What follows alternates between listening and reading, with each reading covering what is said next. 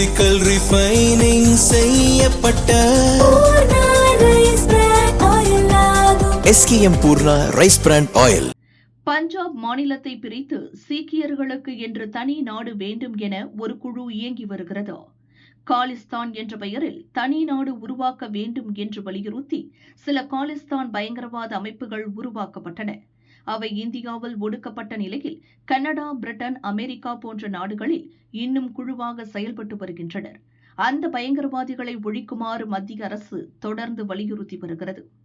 இதனால் அந்நாடுகளில் காலிஸ்தான் பயங்கரவாதிகளுக்கு எதிராக பாதுகாப்பு கெடுபிடிகள் மற்றும் கண்காணிப்பு தீவிரமடைந்துள்ளன. இதையடுத்து தடை செய்யப்பட்ட காலிஸ்தான் பயங்கரவாத அமைப்புகள் தங்கள் சதித்திட்ட கூடாரத்தை அஜர்பைஜான் நாட்டிற்கு மாற்றி வருவதாக தகவல்கள் வெளியாகியுள்ளன.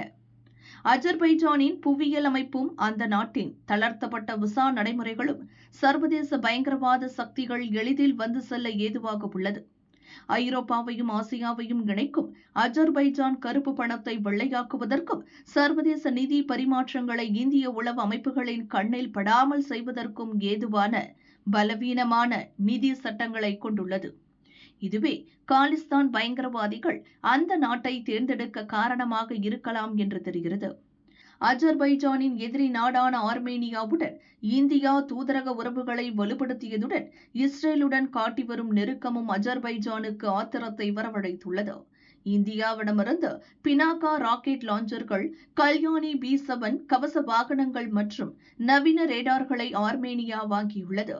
இந்தியா ஆர்மேனியாவுக்கு ராணுவ ரீதியாக உதவுவதால் அஜர்பைஜான் இந்தியா மீது கடும் அதிருப்தியில் உள்ளது. இதனால் அந்த நாடு பாகிஸ்தான், துருக்கியுடன் சேர்ந்து காலிஸ்தான் பயங்கரவாதிகளுக்கு ஆதரவு கரம் நீட்டியிருப்பதாக கூறப்படுகிறது.